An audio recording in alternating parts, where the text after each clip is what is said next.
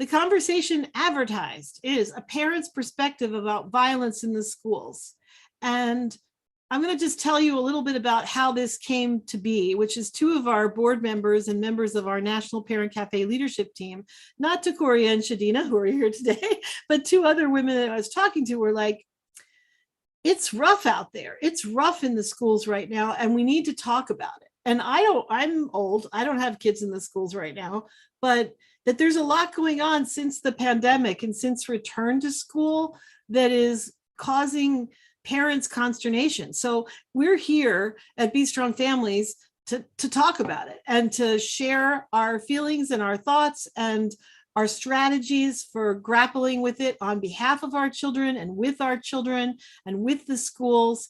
And so I am delighted to be joined today by Tecoria Jones and Shadina Allen. And these women are so powerful and so strong and also so just wise. And I'm delighted to be here with them both. Shadina I've known for longer than Tecoria from Philadelphia, our work in Philadelphia. And Tecoria, I met serving on a panel on a national conference with her. And I was like, this woman has to be connected to Be Strong Families. So I'm delighted to be here with Tecoria and Shadina. And maybe each of you would introduce yourselves a little bit.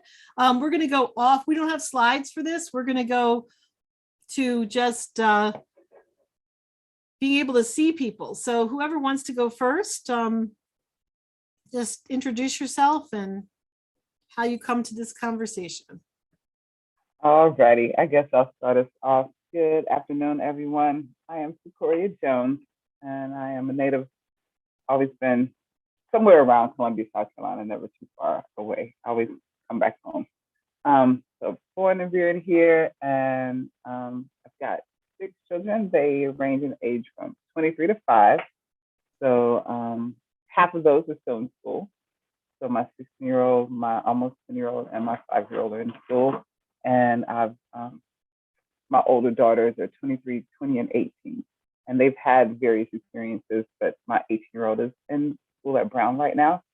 And everybody else is just trying to figure it out. You know, a lot has happened in the past couple of years. So I'm really glad to be having this conversation. I'm excited to share some perspective and what it's been like for myself and my family as a family that's had multi-generational interventions with the system, but who, you know, value and appreciate school and really look to school for a lot of the support that I don't necessarily am able to find outside. Again, you know, my family's just me and my kids. So really looking forward to having this conversation, and thank you for your time. Shadina, I'll pass it to you now. Thank you. Well, I'm Shadina. I am from Philadelphia, the northern part of Philadelphia near Temple University. My kids all go to public school. I have now in the household 8 children, only one in which is not in public school, but I'm in school also. So I feel like I'm part of that school system too. And my children age range from 5 to 21. I've been doing parent cafes for a long time. I'm saying that to say that I've been sharing my experiences with parents, community leaders, and people from different countries and people from my city and other cities. I've traveled and sat on different panels with police to learn about community policing and how that works in the school system. You know, I'm on my town watch, so I'm there after school when the kids get out of school. I don't do that often, as much as Corona, you know, virus has allowed me to do. I'm also on every board at the school. I know about the Title I and what they do with that money, and I'm always at the meetings, even if they're virtual. I know the community liaisons at all the schools, and I'm just here to share about my experiences, whether good or bad, at those schools, and how my kids feel, their experiences, and how they feel about them, because I talk to them a lot. Parent cafes have helped me be able to express myself in that way. So that's me. Thank you, Shadina. I know, Tecoria, you're involved in your school's advisory, you know, you're on the local school council too, yeah? Or The school improvement council at the elementary school, and some work also at the high school. But definitely stay involved with the school, especially because it was hard during COVID, but the schools needed support as well. So just like Shadina, recognizing that the school is very much a cornerstone of the community and is a part of our family, right? Our kids spend a lot of time in that school building, and teachers and administrators spend a lot of time with our children. So trying to give respect to that relationship as well as included in the relationship, as a parent and a family leader in the family, to say, yes, school is important. And definitely, like you said, cafes give you an opportunity to practice your voice. And when you go into school, you get an opportunity to use it. And that is something that I feel like that you communicate that you do, I do. It's important, right? Our kids love to see that, and they need to see that, and so does the school. Thank you. Okay, so now we're going to dive into the conversation, and everybody who's here, you can see at the bottom your participants. So we're going to encourage you to participate. And I'm going to ask the question. The format will be, I'll ask the question, and Tecoria and Shadina will both give their answers. And then you're welcome to comment in the chat or raise your hand. If you have questions for Tecoria or Shadina, you can put those in the chat as well. So let's get started. And my first question for us is, what have you noticed? We're not going to start right exactly only with violence, because violence is a symptom and violence is, so we want to start with a bigger context, which is, what have you noticed about what's happening culturally, socially in your children's school and or your community since the pandemic? How is it the same or different since the pandemic? What school feels like for your kids?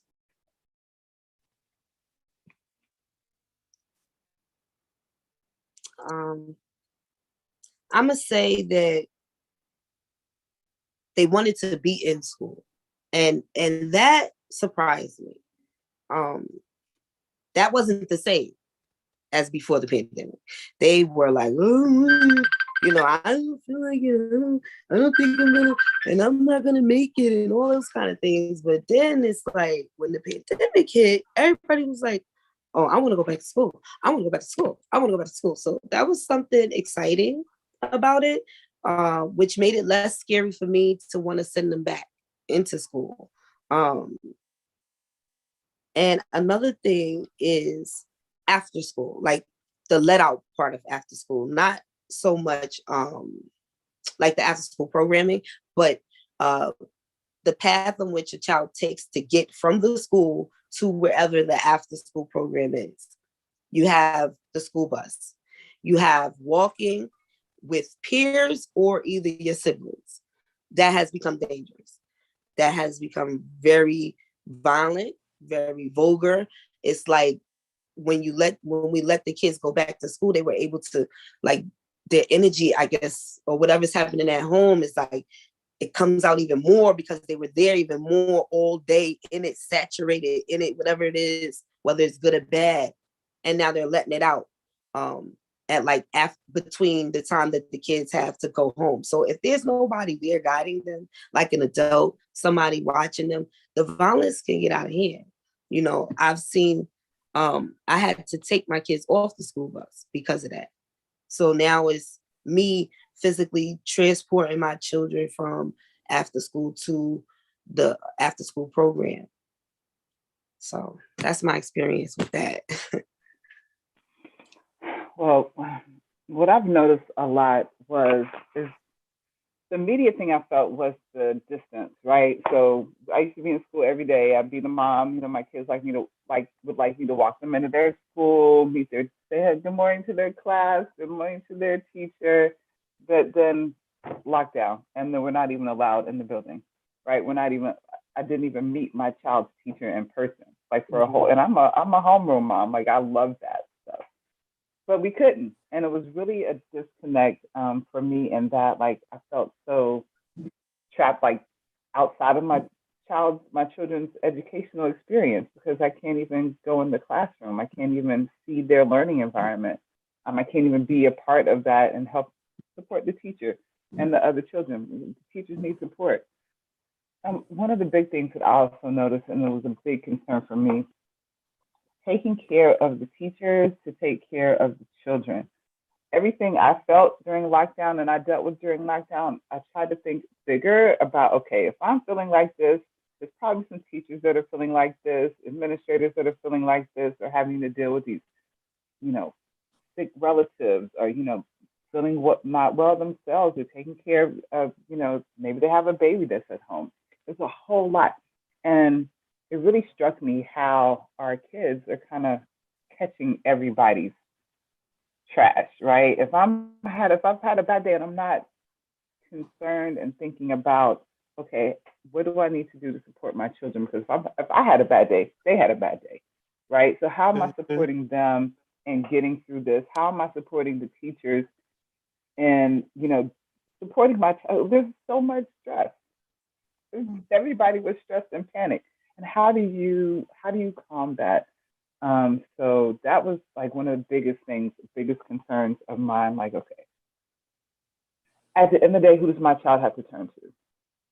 Right? If I'm panicked and the school is panicked and the principals and teachers are all running around, having to put out 1,000 fires, what did my child get out of this educational experience?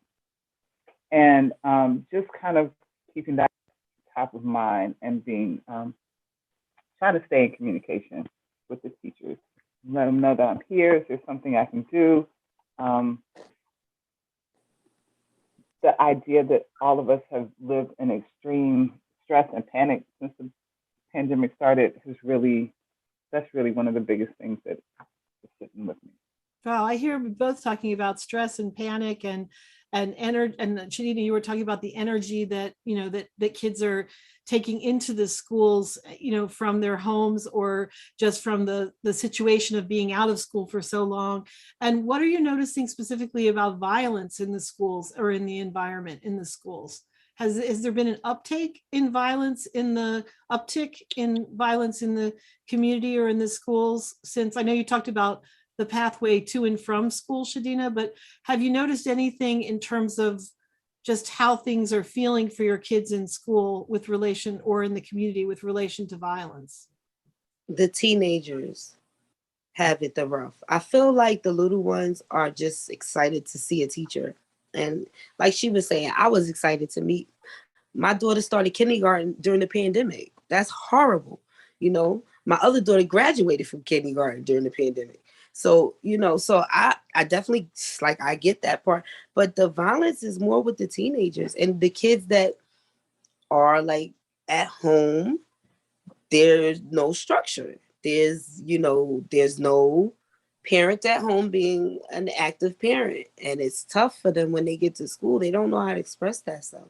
The things that I've seen is the vulgar language, the outright not caring about somebody else's feelings, or not caring about what someone else thinks about the things that you're doing, or like, I don't care, that type of thing. But I wouldn't say that the bullying and the fighting is any different, Kathy. It's the same. They're still bringing guns to the school. There's still shootouts after school. There's still kids bringing knives in school. It really hasn't changed for me. So I can't really connect with the difference of it being from the pandemic to now, because of, I guess, the neighborhood I live in too. My environment is pretty vulgar and pretty rough anyway, without the pandemic.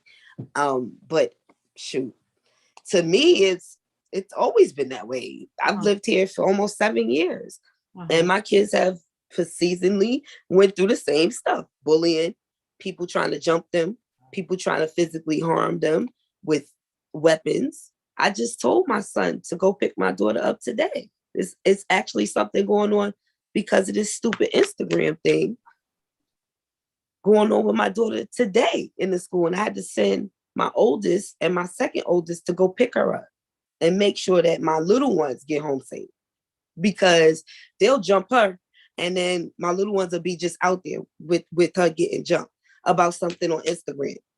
Or, yeah, I would say that part has definitely gone out of control. That Instagram stuff, whoo, teenagers. I can Them definitely see teenagers. that. And I think they use that Instagram and social media to stay connected through the pandemic, right? And so I definitely see how that kind of uptick. And it, it's not, nobody's gonna put a filter on it. You're too young and talking trash. Just throw that off. And they don't do that. Like it's a business. They're running a corporation in Instagram. I can't say I've seen an uptick in violence, but I have seen a difference in the way it is handled at school. And that has made me a little concerned. So yeah, teenagers are full of hormones and silliness, right? And so they're apt to do whatever. I remember being in school. I was in fights. There was fights almost every other day. I mean, that was hormonal, right? Hormone poisoning. Whole school full of hormone poisoned children. So what has happened though is the administrators, I feel like their fuse has grown short. And they've done enough of they've tired of all the overlay of what COVID had to do and all the overlay of okay, we gotta do this, we gotta keep distance, we got PPE, we gotta do. So when it comes to basic human behaviors like violence with teenagers and people who are experiencing marginalization and resident trauma outside of school, so they go home, moms had to work essential job, right? But she's still not getting paid enough. So there's a whole lot of other stuff there. So they come to school and the administrators are stressed. They're still hormone poisoned kids. And so now they have this thing where they've chopped off lunch. They've cut lunch in half where my daughter who goes to school at 8 o'clock, gets on the bus at 8 o'clock, she doesn't even have lunch until 1. Now tell me how that is regulating. Tell me how that is helping. She's hungry. Now they're hungry and hormone poison. Like, what are you really doing here? And then, exactly. So then the school improvement counselors and the PTOs have kind of fallen off because of COVID. So now we've got these administrators who have their own life, right? They have their stresses over there. Then they come to school with another set of stresses and requirements. And this government is not just, school government, city government, it's all layers of government. And then they have our children. And it's always like the children have to bear the brunt of what everything else. And I just really wish that I really wish there would be more of an opportunity to look at violence for what it is and not be so ready to punish these kids. It's so not fair that they don't eat till 1 o'clock. They have a 20-minute lunch and they go back in these hour-and-a-half classes just to sit and sit and sit. It's I feel like they should use the system that they use for anything, a repeat offender. So if you have a child that's doing the same thing over and over again, we can address that issue because we can probably find out what the problem is. Then you have children that do different things, then we can find out what the problem is. It's just not, oh, they're violent. How's the child violent? How does the child turn violent? What situations has made the child violent? Like, I know, for instance, with my children at home, it goes from one thing to the next thing, and now it's a whole blown out argument. So obviously, we as community members, administrative people, parents, need to be focused in on what exactly the problem is. Oh, it's the Instagram. Okay. Then if it's the Instagram, we need to cut this out at school. Everybody that's connected to we need to stop all of that. We need to go to the Instagram accounts, get the parents involved, get them deleting those Instagram accounts, whatever we need to do, but we need to be active about it. I think that's the part we're missing as a community, as, all of us, we're missing the part of being active when it comes to these kids, togetherly active though, not on separate, agendas. Yeah. I'm listening to you and I'm thinking like, it's like people thinking they know instead of investigating, or people going to a knee-jerk response. This is what you do. This is what happens, instead of really being curious about how is this different? What's going on? And and then dealing with, like, not just shut down the Instagram, but let's talk about Instagram in school. Let's have Instagram awareness. Like, that's what I love about you. You go even further. I'm just saying, like to me, it's like, it would be a good conversation with kids. Like, how are you feeling about Instagram right now? Like, what's happening on Instagram, and get them thinking about it instead of just like ignoring it and enforcing the rules, kind of thing. Because I know 14-year-old phone, she has a heart attack. She goes off Mhm. the hinges, But like she's addicted to it. there's an addiction. There is like there's neuroscience around like the notifications and the likes. Like it really does something to the serotonin in your brain. It changes the way your brain uh, perceives these things. They become so real and valuable to your brain. So yeah, they're gonna wild out. But again, like you said, Katthe, that knee jerk response. If there's something in place though, before we go to this responsive, this reactive type of behavior, to say, hey, where are children?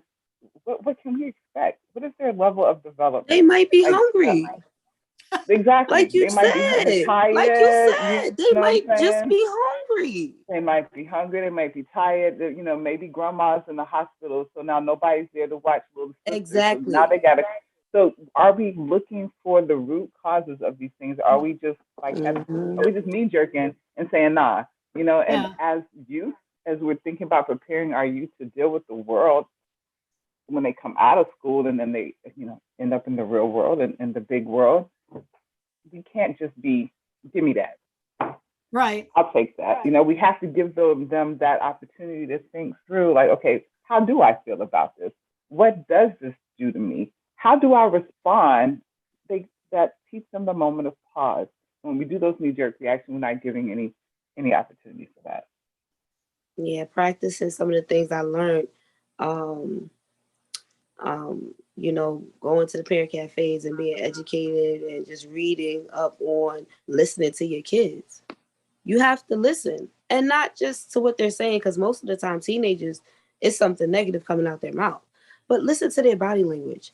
Listen to, like you said, their stomachs. Listen to what they have to say about Instagram. Like sometimes I just be like, he say, she say, she say, he say. Please get out of my room, But I've learned to listen to those little he say, she say conversations, so that when it does become a big issue, you're there. You're on the ground. You know what was said on Instagram. You know who said it. You know who went live.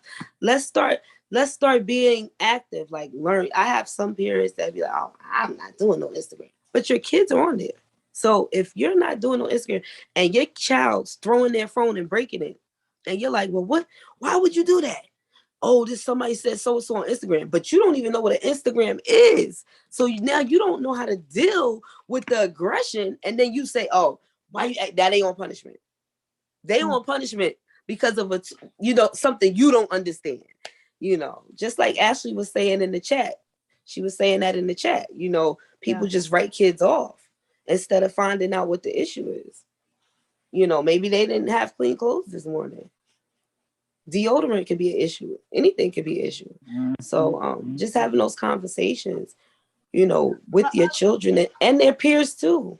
Well, and I love it. I love what Tecoria was saying. I'm putting the dots together too, because if you got stressed out teachers and administrators and everybody's like, everybody's feeling completely stressed and overwhelmed, then their patience and tolerance for what's going on is different than it would be if they were calm, if they had everything calm. And I And that's also just a natural chemical thing, right? That's not a fault thing. That's what happens when our brains are, when we're tired, when we're emotional, when we're stressed.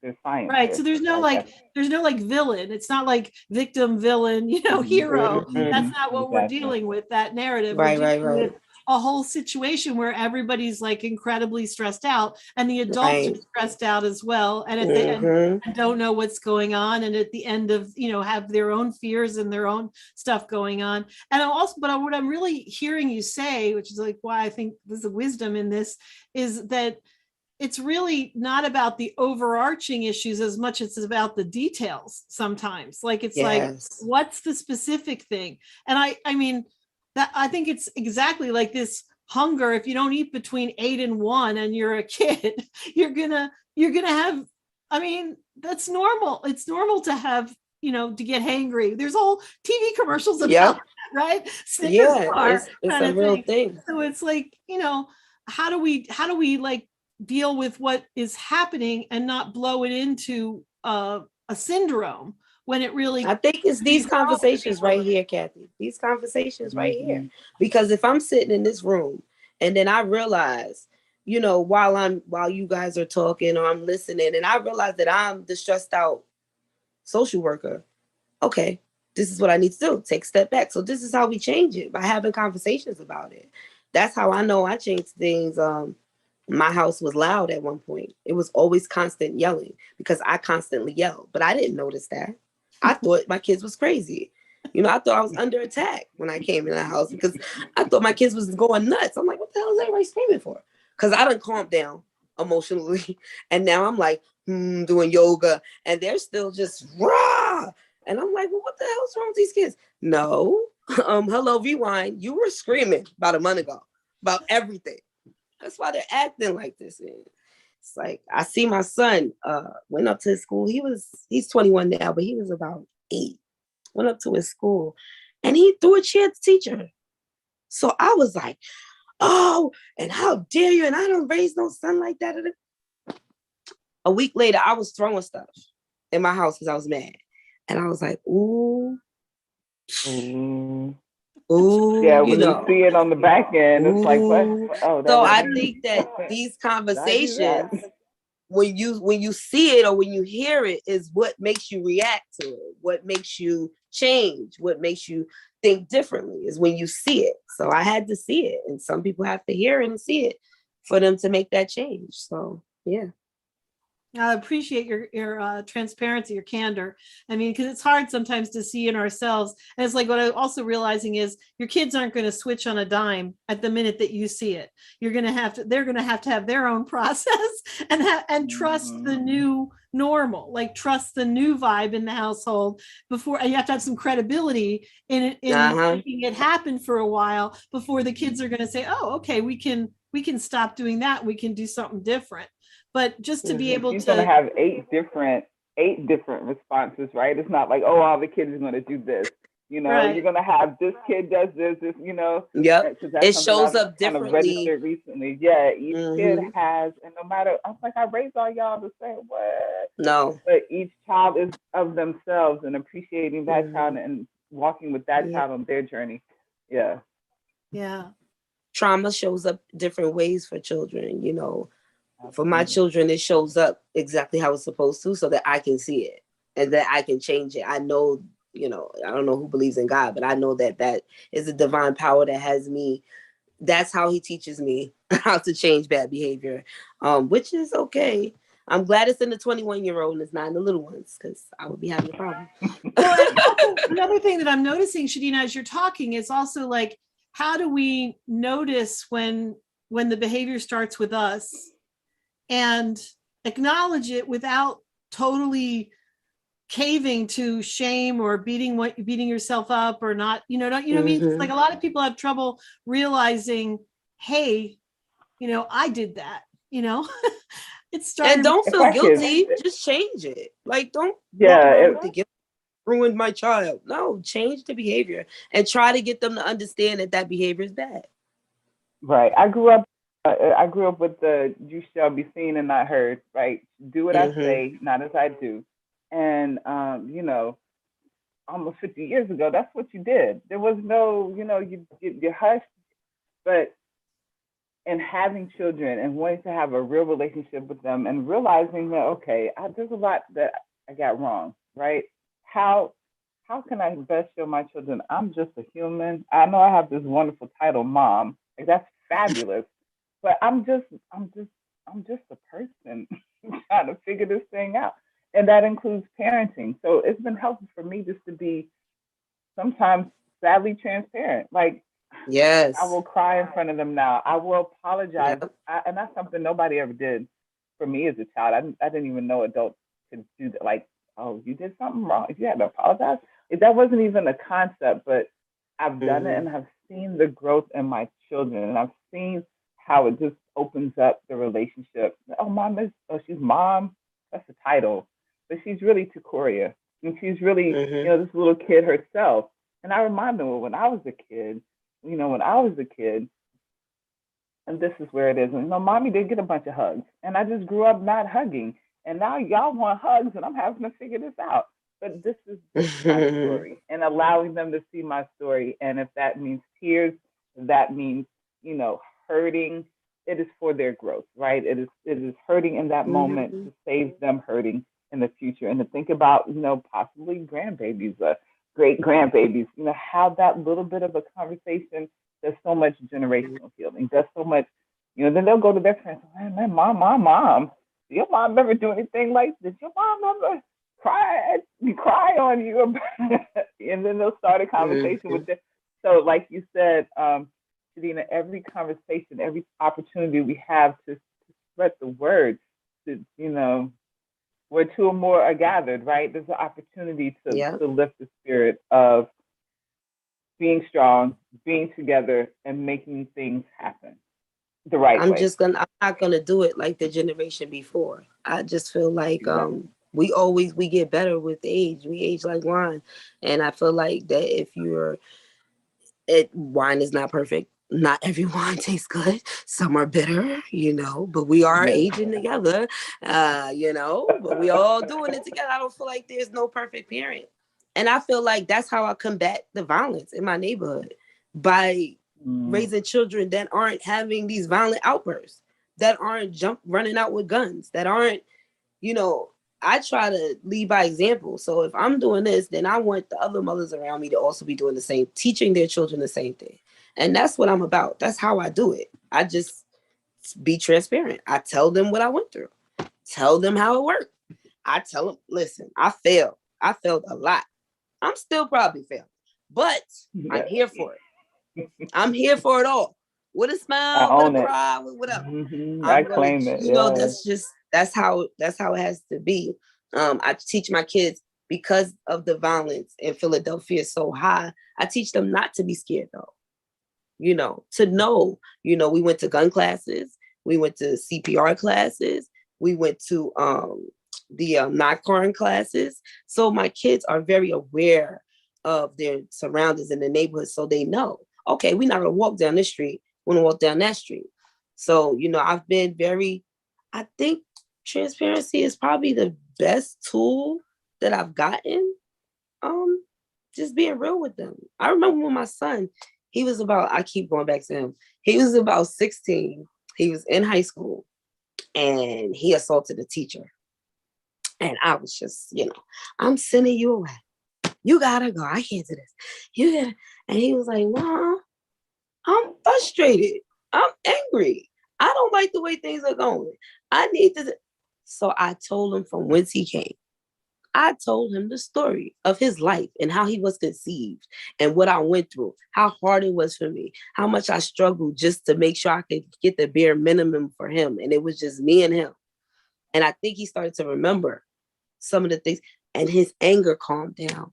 I think the transparency with my children started right there. When I was able to tell my son, look, I got raped. You were born. I kept you. And this is what happened. And once he knew who he was and where he came from and what mommy overcame to have him, he was like, all right.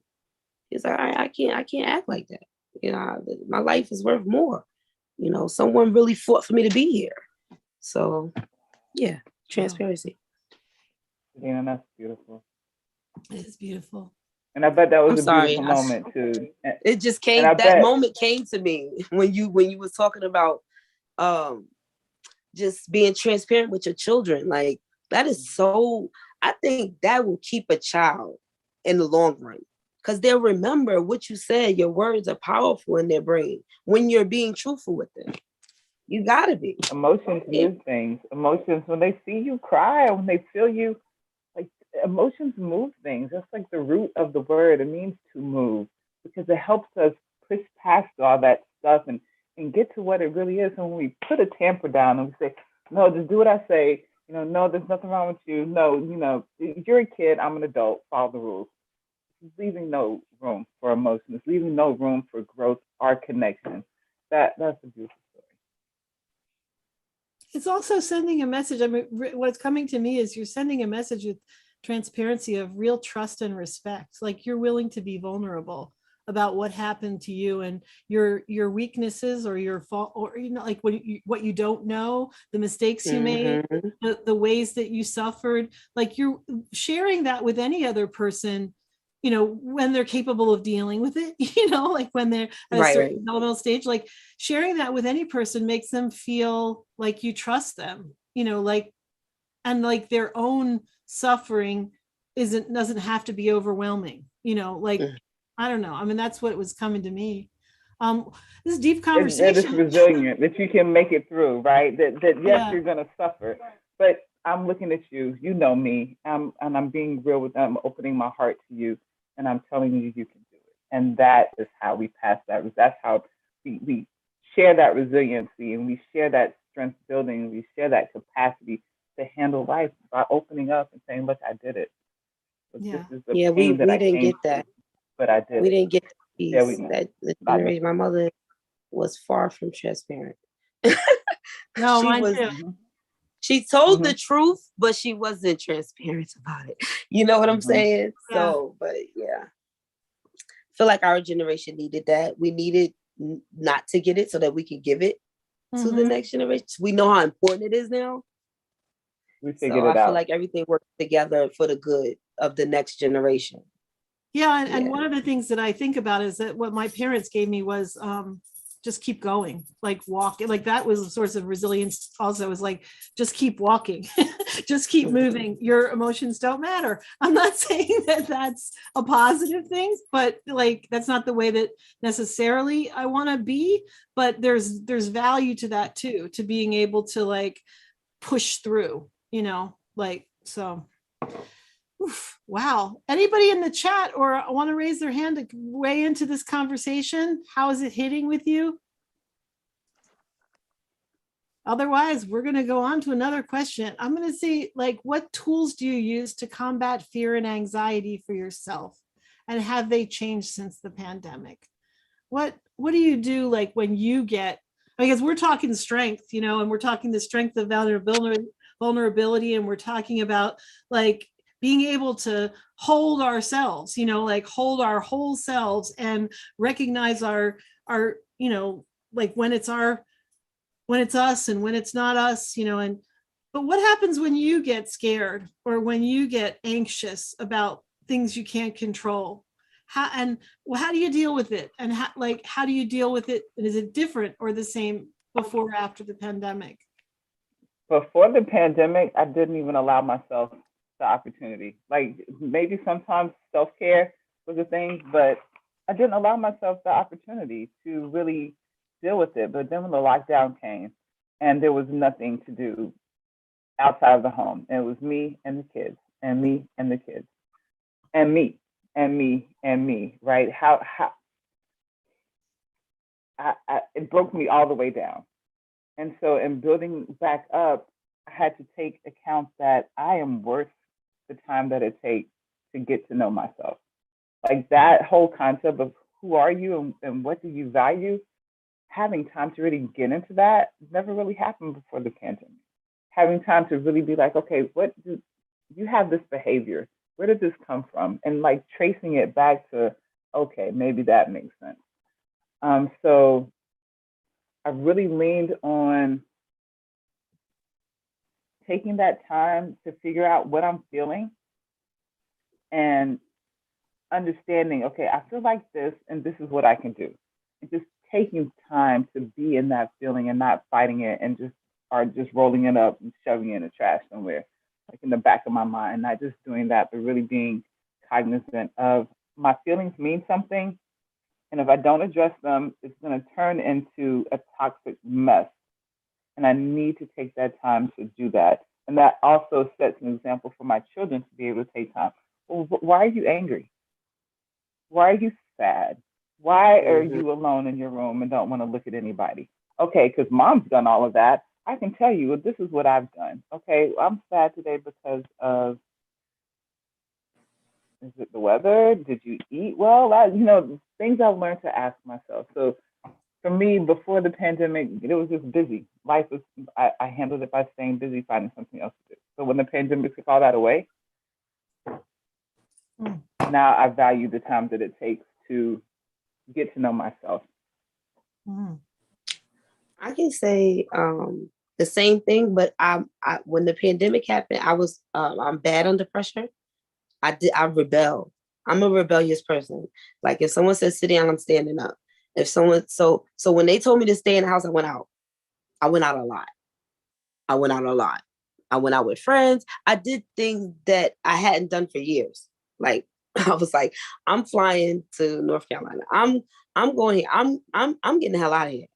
I was busy, but I wasn't a busy bee before the pandemic. Like I was doing stuff, like you said, always on schedule. I'm in a meeting, sorry. I was always on schedule. I was always doing stuff. I was always around, you know what I'm saying? So it was like when the pandemic happened, I was like, oh, I'm out of here. I'm always parenting. I need to do me, you know, but I was doing me too much. I was going too far with it. You know, my kids needed me at home to be able to do homeschool, to be able to deal with those emotions. Like, why are we sad? Why are we?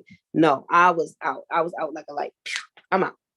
I think it made me nervous, the pandemic, and somebody telling me I had to stay in the house. I was an emotional wreck. I was not happy with that. The other piece is that finding myself. Like, I lost myself in these kids. Really did. Like hair, nails, just I was walking around with one thing on my eyeglass thing. Like I didn't even have a pair of contacts. Like didn't know when the last time I had been to like a girls where like the girls got together, you know, or like my circle, how tight it was, my circle of positive friends. I had got away from all of that, you know, so because I was focused, you know, so now it's like I got to know more about what I like, more about my emotions as far as like under pressure, because I'm bad under pressure. So yeah, it definitely changed me, but like in the opposite way. I don't know if y'all can like understand what I'm saying. Like they said stay in, I went out. They said wear a mask. I was like, I'm not wearing a mask, you know, and I was all rebellious and stuff. So it made me an emotional wreck. I did the homeschool thing though. I did do that, and I did that with five kids, I think. 5 kids, I think I did it with. Yeah, I did the homeschool thing with 5 children. So I didn't like that. That was it was time consuming because my one daughter was coming out of kindergarten going into first grade, and one was going into school like for the first time. So that was like nerve wracking. I remember being like on edge, feeling like, how am I going to teach them something they don't know? Because I've never been their teacher. I've always been the supporter of the teacher. So it's on the teacher to teach this stuff, not me. You know, I didn't teach them how to. I didn't teach them how to tie their shoes. I have younger sisters, taught my older ones. The older ones taught the younger ones. So I'm not really a hands-on teacher. So I was having struggles, man, with that homeschool thing. I was having real problems. And it made me appreciate the teachers. I went back to the school with a new appreciation for them ladies. I'm telling you, I'll get them cookies now. I tell my kids, listen to the lady. She said, Miss Leonard said, and I make them sit down. And, you know, I'm on your teacher side. Whatever homework she gave you, that's what you know, so that has changed because I was like, why is she giving y'all so much work? Now I'm like, whatever she gave you, you need to learn it. You need to do it. Because I know what it's like being on the teacher side. And then I was able to teach my kids other stuff. Like we started doing Kwanzaa. So that was a little different for me. So it helped me and them, like us all bond together, I guess, learning such a new thing. Yeah. Yeah, that's how I stay positive and stuff. Yeah. So what's worked to keep you emotionally safe and what hasn't worked? I guess this is true for your kids too. Like how are you teaching your kids to keep themselves emotionally safe? Emotionally, we stopped the yelling. Like we stopped hitting. There's no like swinging on people. Like my kids is just, if somebody doesn't do what they want them to do, they think it's okay to just haul off and swing. You can't do that. So that has changed a lot. They're dealing with their emotions differently. They're not screaming at each other and they're not swinging on each other. To keep them safe though from me, I go in my room. I go in my own sanctuary because it's kind of not safe. It's not safe when you're not doing what you're supposed to be doing. I'm just saying, it's not safe. Everybody has to stay on a court for it to be safe, or I am an emotional wreck. I have been my parent leader group is very good with emotional support. So my advice, I wouldn't even say, because I'm still working on it, but my advice would be to have other adults that are going through the same thing you're going through, that you could kind of like chime in so that you know you're not crazy when you're going through it.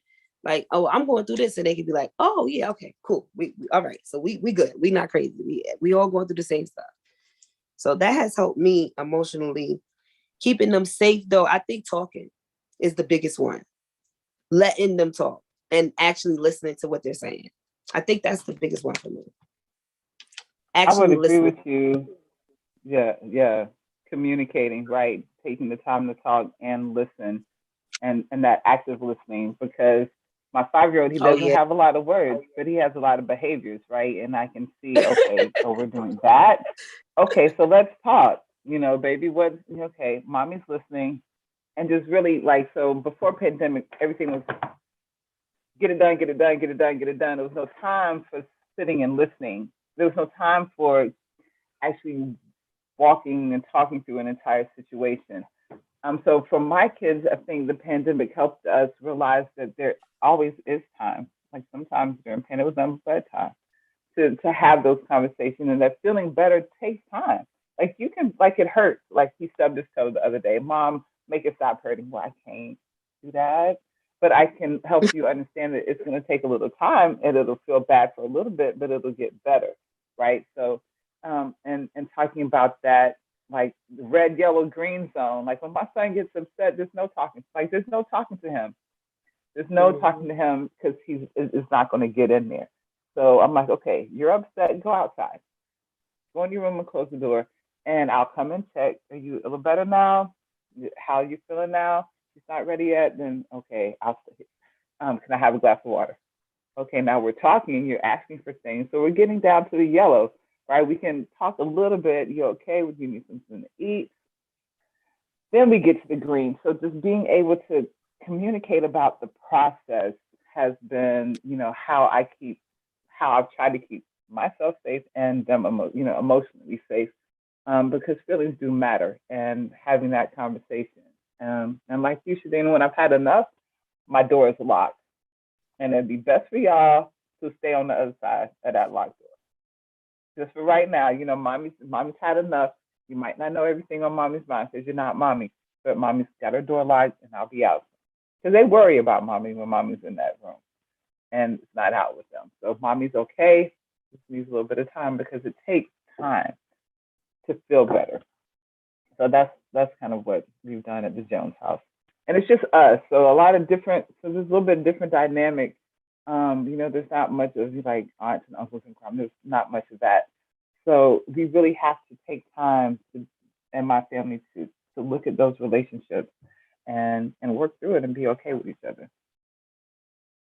I'm hearing from both of you, just what strikes me is the parallel process. Like if you're teaching your children, like when you're overwhelmed emotionally, like it's red and you need to calm down, and then you get to orange and then you get to green, like that's the process for them, and you're assisting them with going through it. It seems really that's also what you're doing for yourself, that when you go in and lock your door, or Shadina, you go in and, go to your room, you're basically doing that process for yourself. So it's like it has credibility, because it's not just something, it's not just like you're the child and so now you're having a timeout, or it's not punishment. It's like we all are human beings and we all have to deal with big feelings, and it's tough for everybody, and it's a process. Exactly. And I'm not going to front like I'm exempt, just because I'm older than you, like, Mom. Yeah. I'm the mom. Yeah. Awesome. Well, we're getting kind of towards the end, so I'm going to ask the last question. I just wondered if there's anybody in the chat that wants to answer this question, or wants to ask another question. Just feel free, raise your hand, or and if not, the last question is, what would you say to encourage parents that might be experiencing similar situations? What would you say, especially with regard to violence in the schools? You know, going back to what our Keep your original ear to the ground. Keep your ear to the ground. Make sure that you know what's going on at the school. Make sure that, like we just said, listening more. Listen to the little he said, she said conversations. Listen to the little, oh, this one, and you know, and this happened. And it might be small now, but it can turn into something else. And see, you were there when it was a seed, and you're not just coming to this big tree that you can't even get none of the fruit off of, because you're coming to it when the tree grows, so you know what type of equipment you need to get the fruit off the tree. You know, I'm just making an example. But I think definitely keeping your ear to the ground. Knowing Instagram, knowing Facebook, knowing how to utilize those tools, knowing that they can make fake accounts, knowing that they can share privately, knowing that they can go on live privately, and also trusting your instinct as a parent. Don't always believe your child. There's some, I had to go in my daughter's room and clean it to find out exactly what I needed to find out. And yes, I found out what I needed to find out. So sometimes you can't just take their word for it. Keep your ear to the ground. Even at the school, know what's going on after school. In my neighborhood, gun violence is heavy, and the guys, they're always standing on the corner. I know those guys, though. I speak. I give them flyers to our parent cafes. I give them flyers to our men program, so they know who I am and they know who my children are. Keep your ear to the ground. That's my advice. I definitely follow that. I think for me, the biggest thing that I've learned from my kids that helps is modeling. So I'll okay, this is a hard decision. Yeah, I used to fight. What? Don't stop to me. But what do we have to do, right? So you fight. Now you get a charge. Now you go to jail. Now there's a whole line of events that happen. So modeling and say, yeah, somebody pissed me off. Is that a bad word? I'm sorry. Somebody really made me angry in high school, right? What do I do? What did I do? Well, then I reacted, but then I got in trouble. Then I got kicked off the bus. Then I got in trouble at home, and then it wasn't worth it. What can I do to manage those feelings? And it's okay to be upset. Like, it's okay to be angry, but you still have a responsibility for your actions. I would also encourage people to don't subscribe to fear and panic. Don't subscribe to the fear and the panic, and help your kids understand that, like you were saying, violence is a symptom. Okay, what is really going on? Do you know? And this is something my 9-year-old recently caught on to. Oh, this kid is always picking on me. Do you know what's going on in his house? Do you know what he wakes up to in the morning? Do you know how he slept last night? Like, let's think about not just you, but why did this kid do these things? You've done these things to your brother. What do you think about when you do these things, right? So just expanding the conversation and helping them think outside of themselves and how their behaviors interact with other people and how other people's lives interact with the way they behave. So just trying to help that conversation move along, and absolutely talk to your kids. Hear all the, he likes me, he don't like me, he likes her, he don't like. Listen to it all. Fix your face and just, okay. Okay. Yep.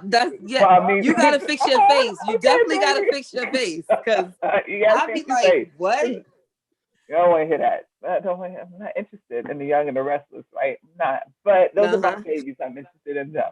And so just letting them do that, and then it opens that relationship. It opens that communication, that dialogue. Oh, I can talk to my mom. She's gonna smile and nod. I'm gonna talk to her.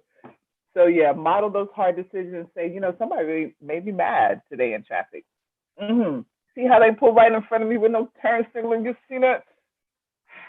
I'm gonna just breathe, and I'm gonna say maybe they're in a hurry. So a little opportunities like that along the way, just kind of plant those seeds, little seeds, and it grows. That's beautiful. I mean, just that whole thing of a teachable moment, like just using your own emotions and your own management of them, just not just modeling it, but being conscious when it's happening so that you can explain. Yeah, I say it out loud. My daughter be like, "Ma, did you just tell yourself that?" Yes, because I need to stop. And we don't get it right all the time. And that's another teachable moment, like saying, You heard me cuss say I was mad. Yep. Okay, well, mama didn't do that, and that's Listen, not what we do. We can find another way. So it's okay to mess up. Mistakes are still lessons. There's never an opportunity to miss it. You only miss a lesson if you choose to miss it. Like even 5 years ago, you can go back and make that mistake a lesson. You have to be willing to do that. You have to be ready to be transparent. You have to bring your whole heart, and you have to just step in there.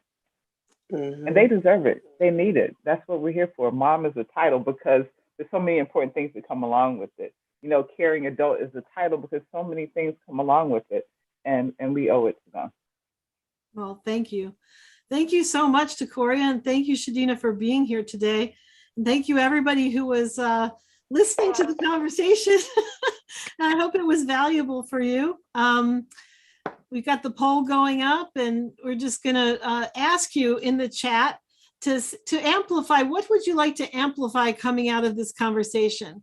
Parent perspective is one of the things we thought of, but what, like, if you were asked, somebody were asked you, like, what's one word that really comes out of this conversation for you that you want to amplify? I mean, some of it amplify, make it louder, make it bigger. I think for me, one of the things is just transparency, amplify transparency as a parent, or amplify, I was learning from you, amplify, every word is coming, like candor, honesty, transparency, authenticity, second chances, compassion, so. Look, so all of those things are good. What we call them are good characteristics to have. Like, you need those characteristics. So we're going to call them characteristics. Let's amplify good characteristics. Amplify so good that way we can put them in, Cool. morals, values, core values, morals. How about some of the people in the chat? What are you going to put in? What do you want to amplify?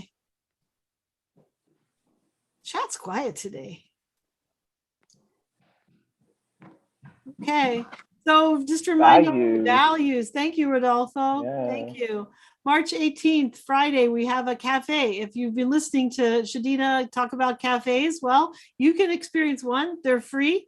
We have it every Friday. And this one is on financial vitality, a taste of vitality cafe. For credit,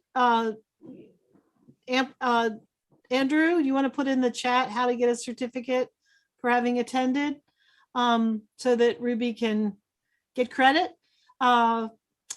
Tomorrow is Spanish, aprendiendo a amarme. What does that mean? Anybody in the chat understand? I know on Wednesdays, we have Ana Laura Garcia, who is a counselor, has a workshop in Spanish. And on Monday, we have a support group kind of thing in Spanish, learning how to love myself, learning to love me.